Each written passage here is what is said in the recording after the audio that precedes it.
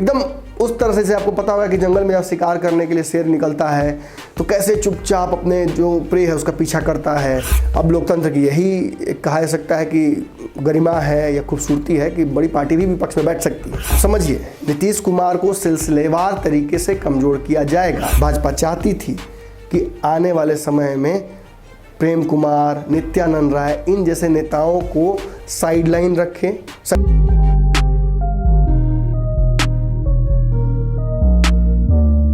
नमस्कार, भारत लाइव देख रहे हैं आप। बिहार की मौजूदा वर्तमान राजनीतिक स्थितियों का आकलन करने के लिए मेरे पास अखबार है, नहीं इश्तिहार है, नहीं कुछ नहीं है। इस पे कुछ सरकारी एड्स हैं। कौन सा अखबार है नहीं बताऊंगा, या आप अपने से पता कीजिए। खबरें हैं थोड़ी बहुत, लेकिन इस अखबार में मैंने कोई क्राइम का डेटा नहीं देखा। खाली पॉलिटिकल खबरें हैं, कुछ सरकार की अच्छी स्कीम्स के बारे में बताया गया है। पीछे में एक कोई मेगा मार्ट का लगा हुआ है ऐड, जाड़ा में भी 100 रुपये में ऐसा आप ले सकते हैं। हालांकि 100 रुपये का नहीं है, ये थोड़ा महंगा है। चलिए, पंचनामा में स्वागत करते हैं आपका। आज अकेले हूँ तो ज़रूर कोई ख़ास बात होगी। नीतीश कुमार और भाजपा के बीच जो अरेंजमेंट है, यानी अरेंज मैरिज, वो बिहार में चल रहा है, लेकिन सामंजस्य नहीं है। अलग अलग बिंदुओं पर हमने देखा कि भाजपा और नीतीश कुमार के बीच कहीं ना कहीं से खींचातानी हो जा रही है। ऐसी स्थिति अभी मौजूदा है कि ज़्यादा कोई भी दबाव दूसरे पर डालना नहीं चाहता है। सभी चाहते हैं कि सिलसिलेवार तरीके से ही एक दूसरे पर दबाव भी डालें। बंगाल चुनाव ने इस बार आकर कहीं ना कहीं और आग में घी डाल दिया। देखिए, पहले से मुद्दे हैं। नीतीश कुमार के पास गृह मंत्रालय है, भाजपा को बिहार में क्राइम डेटा ज़्यादा लग रहा है। नीतीश कुमार बजट लाना चाहते हैं, भाजपा उसमें अमेंडमेंट चाहती है। नीतीश कुमार कई विभागों को अपने हिसाब से चलाना चाहते हैं, भाजपा वहां अपने लोगों को सेट करना चाहती है। भाजपा के समानांतर ही नीतीश कुमार भी सरकार चलाना चाहते हैं, लेकिन फिलहाल Bhajpa is calling the shots. तो बिहार में भाजपा जो चाहेगी सो हो सकता है, तब तक जब तक कि नीतीश कुमार इन सब से अग्रीड रहे। जिस दिन नीतीश कुमार का सैचुरेशन पॉइंट हो जाएगा, या जिस दिन उनके बर्दाश्त करने की क्षमता खत्म हो जाएगी, उस दिन नीतीश कुमार को डिसीजन ले सकते हैं। इसको लेकर विपक्ष ने भी अपनी तैयारियां शुरू कर दी हैं। कांग्रेस और राजद ने भी फील्डिंग शुरू कर दी है। सबको पता है कि अगर इस बार सत्ता में वापसी करनी है इन 5 सालों के भीतर, तो एक ही रास्ता है कि एनडीए टूट जाए, नीतीश कुमार महागठबंधन वापस आ जाए और कोई जुगाड़ हो जाए जिससे सरकार बन जाए। पहले भी हुआ है, ये कोई बड़ी बात नहीं है, लेकिन इन संभावनाओं के होने के लिए नीतीश और भाजपा के बीच रिश्ते पूरी तरह से खट्टे होने पड़ेंगे। और आपको पता ही है कि जब दही जमाते हैं या कोई भी चीज़ खट्टा तभी होता है जब वो ख़राब होता है। उसके लिए समय लगता है, 1-2 दिन में नहीं होता है। तो इसी समय जो लग रहा है ना, इसी के इंतज़ार में राजद भी बैठी हुई है एक तरफ इंतज़ार में। एकदम उस तरह से, जैसे आपको पता होगा कि जंगल में जब शिकार करने के लिए शेर निकलता है तो कैसे चुपचाप अपने जो प्रे है उसका पीछा करता है, एक एक करके एक स्टेप्स लेता है, और अंत में जब बहुत नज़दीक हो जाता है, जब देखता है कि अब छूट नहीं पाएगा, तब हमला करता है। इसी तरह से विपक्ष लगातार इंतजार कर रहा है। लेकिन विपक्ष की बात नहीं करेंगे, बात करेंगे एनडीए गठबंधन की। कुछ डेवलपमेंट्स हुई हैं बिहार में। आपको पता होगा कि जो भवन निर्माण विभाग है वो अशोक चौधरी के पास है, पूर्व में भी था। लेकिन इस विभाग का जो नया अपडेट आया है, उसमें जो आवास आवंटित किए गए हैं उसमें एक झोलझाल हो गया है। झोलझाल ये हुआ है कि कई पूर्व मंत्रियों को उनके बंगले से इवैक्यूएट नहीं किया गया, यानी निकाला नहीं गया है। वहीं कई लोगों को रखा गया है इसलिए उस बंगले में। इससे पहले मैं बता दूं आपको कि बहुत इंपॉर्टेंट बात है कि जब 2017 में नीतीश कुमार ने तय कर लिया था कि वो भाजपा के साथ जाएंगे, तो एक बड़ी घटना हुई थी। तेजस्वी यादव ने अपना बंगला खाली करने से इनकार कर दिया था। उस समय बिल्कुल उन्हें झटका लगा था। उन्हें लगा था कि उप मुख्यमंत्री वो हैं, और सडनली नीतीश कुमार ने ऐसा डिसीजन ले लिया, सबसे बड़ी पार्टी वो हैं, फिर भी सरकार के बाहर बैठकर विपक्ष की भूमिका निभाना पड़ेगा। अब लोकतंत्र की यही कहा जा सकता है कि गरिमा है या खूबसूरती है कि बड़ी पार्टी भी विपक्ष में बैठ सकती है। हालांकि उस वक्त नीतीश कुमार ने तेजस्वी यादव से बंगला खाली ज़बरदस्ती कराया। अब्दुल बारी सिद्दीकी ने खाली किया, तेज प्रताप यादव ने खाली किया, और उस चीज़ का सियासी ड्रामा हुआ था। कोर्ट कचहरी तक मामला चला गया था, सब आपको याद होगा। 7 गो एसी मिला था उसी बंगले में। फिर उप मुख्यमंत्री सुशील कुमार मोदी को बंगला दिया गया था। फिलहाल वो बंगला उप मुख्यमंत्री सुशील कुमार मोदी, तत्कालीन उप मुख्यमंत्री सुशील कुमार मोदी ने भी खाली कर दिया, क्योंकि अब वो उप मुख्यमंत्री नहीं है। बिहार को 2 नए उप मुख्यमंत्री मिल गए हैं, रेणु देवी और तारकिशोर। इन दोनों को लाने का एक बड़ा मकसद था भाजपा का। भाजपा चाहती थी कि सुशील मोदी की छुट्टी कर दी जाए या कम से कम नीतीश कुमार से उन्हें दूर रखा जाए। अब सुशील मोदी भाजपा के कद्दावर नेताओं में से हैं, उनके कद को इस तरह से छोटा नहीं किया जा सकता है। बहुत स्मार्टली उनके कद को बढ़ाया गया, राज्यसभा भेजा गया उन्हें, और बिहार के राजनीति से थोड़ा दूर रखा जाएगा। इतना ही नहीं, इसके अलावा 2 और दिग्गज नेताओं को, जो कि आंख नाक कान कहे जाते हैं नीतीश कुमार के और सुशील मोदी कैंप के थे, आपको हमने भी खबर बताई थी, नंदकिशोर यादव और प्रेम कुमार, इन दोनों की भी छुट्टी की गई थी। आपको बताया गया था कि इन दोनों को आश्वासन अनुशासन इन सब समितियों में डालकर एडजस्ट कर दिया गया है। यानी इनके आने वाले समय में जो नीतीश कुमार के मंत्रिमंडल का विस्तार होगा, उसमें आने की संभावनाएं खत्म हो जाती हैं। आप समझिए, नीतीश कुमार को सिलसिलेवार तरीके से कमज़ोर किया जा रहा है, और आने वाले समय में हो सकता है कि ये स्ट्रेटजीज और मजबूत हो। लेकिन क्या नीतीश कुमार आसानी से बैठे बैठे इन सब चीज़ों को होने देंगे? नीतीश कुमार को ये बात पता चल गई है कि अमित शाह बंगाल चुनाव के बाद बिहार पर नज़र और मजबूत करेंगे। इसके लिए उन्होंने एक स्ट्रेटजी भी बनाई। हम बार बार स्ट्रेटजी की बात करते हैं। कई ब्यूरोक्रेट्स को सेंट्रल कैडर से बिहार कैडर में भेजा जा सकता है, कई लोगों को कई राज्यों से बदल कर बिहार भेजा जा सकता है। कहीं ना कहीं नीतीश कुमार की जो सबसे बड़ी ताकत है उनके ब्यूरोक्रेट्स, जिन्हें उन्होंने बिहार के हर विभाग में बिठा रखा है। आपको पता है कि नीतीश कुमार के किसी नेता को अगर उठाकर आप बाहर कर दीजिए, जैसे पिछली बार देखिए मंत्रिमंडल के विस्तार में उनके कई नेता चुनाव हार गए, कई मंत्री रहते हुए चुनाव हारे विधायक, और कई लोगों को वो चाहते थे कि इस बार जोड़ा जाए। मेवालाल की छुट्टी हो गई पहले दिन, याद होगा आपको। लेकिन भाजपा ने उन लोगों को बाहर कर दिया। नीतीश कुमार की बहुत नहीं चली इस मंत्रिमंडल में। अब विस्तार में भी कहा जा रहा है कि 4-7 का ही फॉर्मूला होगा, 4 नीतीश कुमार का रहेगा तो 7 भाजपा अपने हिसाब से डालेगी।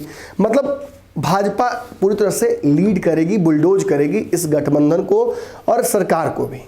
लेकिन नीतीश कुमार बैठे बैठे तो ये सब देख नहीं सकते हैं। पहले मैं बता दूं आपको कि आदेश क्या आया है, किस किस को बंगला मिला है, किस किस को का बंगला छूटेगा, क्या तैयारियां हैं, वो बता दूं आपको। तो सबसे पहले बता दूं कि सरकारी अधिसूचना के मुताबिक मंत्री विजय कुमार चौधरी को 5 सर्कुलर रोड स्थित आवास दिया गया है। मंत्री शीला कुमारी को 23 एम स्टैंड रोड स्थित आवास मिला है।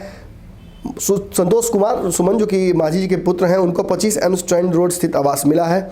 मंत्री मुकेश सहनी को 6 स्टैंड रोड स्थित आवास मिला है।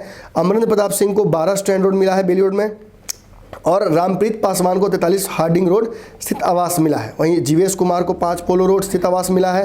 रामसूरत कुमार जो हैं उनको 23A हार्डिंग रोड स्थित आवास मिला है।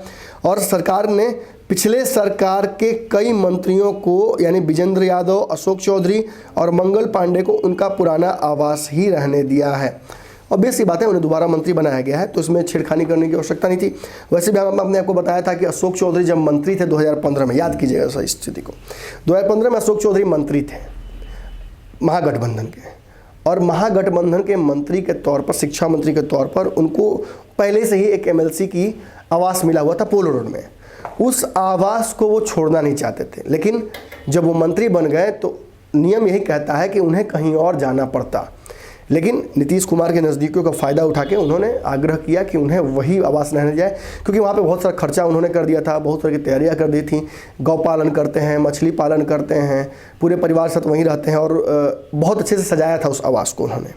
तो मेहरबानी के तौर पर, हालांकि उस समय सरकार गिर गई थी, लेकिन फिर भी अशोक चौधरी उस बंगले में बने रहें। आगे चल के यहीं से कहीं ना कहीं रास्ता निकल कर आया कि अशोक चौधरी नीतीश कुमार के पास जाएंगे। अगर चढ़ाक लोग राजनीति समझते हैं तो इसी कारण समझते हैं, इन्हीं पैटर्न को पकड़ा जाता है।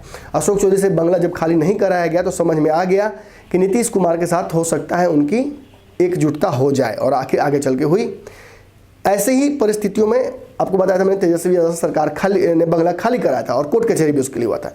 लेकिन अब जब इस तरह से बांटा जा रहा है बंगले को और पुराने दिग्गजों को छोड़ दिया गया है, मतलब जरा समझने का प्रयास कीजिए। नीतीश कुमार आने वाले समय में भाजपा की रणनीतियों को बनने से पहले, एग्जीक्यूट होने से पहले ध्वस्त करने की तैयारी में लग गए हैं। भाजपा चाहती थी कि आने वाले समय में प्रेम कुमार, नित्यानंद राय, इन जैसे नेताओं को साइडलाइन रखें, संगठन के कार्यों में इन्वॉल्व रखें। नित्यानंद राय, भूपेंद्र यादव जैसे नेताओं की जो कद धीरे धीरे बढ़ रहा है भाजपा में, ये स्पष्ट इंगित कर रहा है कि कहीं ना कहीं जो आने वाला समय है वो भाजपा अपने हिसाब से चलाएगी। लेकिन नीतीश कुमार ने इन तैयारियों को भाजपा के झटका दिया है।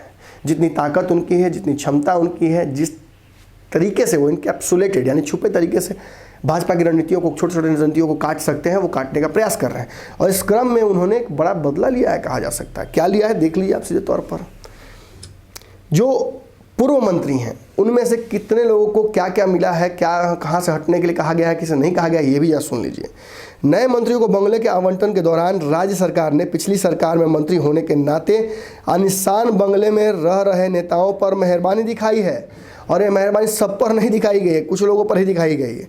2 स्टैंड रोड में मंत्री वाले बंगले में रह रहे नंदकिशोर यादव, 3 सर्कुलर रोड में रह रहे प्रेम कुमार, साथ साथ संजय झा, नीरज कुमार जैसे नेताओं के बंगले को सरकार ने उनके पास ही छोड़ दिया है। हालांकि राज्य सरकार ने मंत्रियों के लिए बंगला तय कर रखा है और मंत्री पद जाने के बाद नेताओं को बंगला खाली कर देना चाहिए, यह पहले से निर्देशित है। जैसे कि 2017 में नीतीश कुमार ने अब्दुल बारी सिद्दीकी, तेज प्रताप यादव, तेजस्वी यादव से खाली कराया था। तो अब आप समझ रहे होंगे कि जहां एक तरफ भाजपा अपने लोगों को, इसमें 2 नाम थे, एक तरफ नंदकिशोर यादव, दूसरा प्रेम कुमार, इन दोनों को उनके बंगले रखे गए हैं। इन बंगलों की नज़दीकियां बहुत नीतीश कुमार के बंगले से कम है, उसका भी फायदा उन्हें हो सकता है। लेकिन एक बात तो स्पष्ट है, जहां नीतीश कुमार के को बहुत सर्जिकली भाजपा कमज़ोर कर रही है, वहीं नीतीश कुमार भी अब हाथ पैर मारना शुरू किए हैं। आखिर कब तक इस तरह से बैठे बैठे भाजपा के द्वारा बुलडोज हो सकते हैं? इस तरह से कब तक बैठे बैठे इंतजार करते रहेंगे कि भाजपा उन्हें कब हटा रही है? उन्हें भी अपने लिए रास्ते बनाने होंगे और उन्हीं रास्तों के जो पगडंडियाँ हैं, जो उस पर निर्माण किया जा रहा है छोटा छोटा, उसी निर्माण का हिस्सा है कि नीतीश कुमार कभी अपने करीबी नेताओं को, पुराने नेताओं को, चाहे नरेंद्र सिंह हो या कुशवाहा हो या अरुण सिन्हा माफ़ कीजिएगा, इन लोगों को जोड़ने का जो एक तरीका है, वापस अपनी रूट्स पे जाने का तरीका है, लव कुश एकता की बात करना हो, इन सारी बातों को करने का मकसद ही है कि कहीं ना कहीं वो चाहते हैं कि भाजपा के समक्ष पूरी मजबूत और पूरी ताकत से तो नहीं, लेकिन थोड़ी तक शक्ति को संचय करके थोड़े थोड़े ईंटों को जोड़कर मकान बनाया जाए और इस दीवार को मजबूत किया जाए। तो आपको समझ में आ गया होगा कि कैसे भाजपा की रणनीतियों को नीतीश कुमार काटने में लगे हैं और बदला भी धीरे धीरे ले रहे हैं। नीतीश कुमार बिना बदला लिए वो छोड़ते नहीं हैं। आने वाले समय में हो सकता है कि कोई बड़ी स्ट्रैटेजी करें, लेकिन फिलहाल इन छोटी छोटी रणनीतियों के साथ नीतीश कुमार भाजपा की ताकत को और उनकी जो बड़ी, जो कहा जा सकता है बड़ा तैयारी है भाजपा का, उसको नेगेट करने का कोशिश कर रहे हैं। पंचनामा का आज का एपिसोड आपको कैसा लगा जरूर बताइएगा। इस तरह से खबरें भारत लाइव पर चलती रहेंगी। एक पंचनामा सुबह में भी आता है, मैं बता दूं जिन दर्शकों को नहीं पता हो, सुबह में भी एक पंचनामा आता है जिसमें बाबा मेरे साथ होते हैं।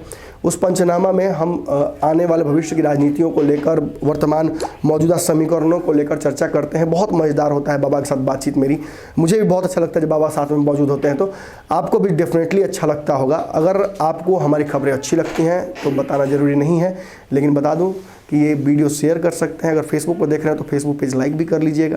अगर यूट्यूब पर देख रहे हैं तो चैनल को सब्सक्राइब जरूर कीजिएगा, बेल आइकन भी दबाइएगा ताकि वो सारी नोटिफिकेशन आपको चलती रहें, मिलती रहें। जहाँ रहिएगा फ्री में मिल जाएगा। उसके अलावा हमारी वेबसाइट है bharatlive.co.in, जहाँ पर जाकर आप खबरें पढ़ भी सकते हैं। इस खबर में भी हम कोशिश करेंगे कि डिस्क्रिप्शन में कुछ डिटेल्स आपको दे दें, और एक UPI नंबर है जहाँ पर जाकर आप हमारा सहयोग कर सकते हैं। निष्पक्ष पत्रकारिता को करने में बहुत कुछ झेलना पड़ता है। आज ही एक पत्रकार की टांग तोड़ी गई है, पहले से ही बेचारे का हाथ भी फ्रैक्चर था। देखकर इन तस्वीरों को दुख होता है, क्योंकि कहीं ना कहीं अगर इस तरह की घटनाएं होंगी तो डेमोक्रेसी जो हमारे देश की इतनी प्रसिद्ध है, उसे भी कहीं ना कहीं फ्रैक्चर किया जा रहा है। दुखद खबर है कहीं ना कहीं जिस तरीके से सरकार ने, पर वैसे ही मैं बता दूं कि सुशासन में बहुत ज़्यादा पिलर्स बच नहीं गए हैं। कई पिलर्स सुशासन के छटक चुके हैं। उसमें से एक और बांस खींच के उस बांस से पत्रकार को मारा गया है, और ये मारना एक सांकेतिक ऐलान है कि सुशासन के जो पिलर हैं उसमें से एक और बांस खिसक गया है। इसी तरह से भगवान नेताओं को सद्बुद्धि दें ताकि ऐसी घटनाएं होती रहें, और बाद में जो इतिहास लिखा जाएगा उसमें काले अक्षरों से, उन सारे स्वर्ण अक्षरों के बीच में काले अक्षर से लिखा जाए कि बिहार में इस 20 तारीख को इस वक्त डेमोक्रेसी की हत्या की गई थी। धन्यवाद। अगर ये वीडियो पसंद आई और वह बिहार के राजनीति और बिहारियत से सरोकार रखेनी तो सब्सक्राइब बटन दबा के चैनल के सब्सक्राइब कर ली। ओजे एगो घंटी बा, ओकरा बटन दबा देला से कुल सटीक और मारक खबर रुआ मुफ्त में मिल जाई। अगर रुआ पत्रकारिता के हमनी के नया प्रयोग में सहयोग कर चाहतानी तो ज्वाइन बटन दबा दी। पेटीएम नंबर नोट कर ली 9386816700। धन्यवाद।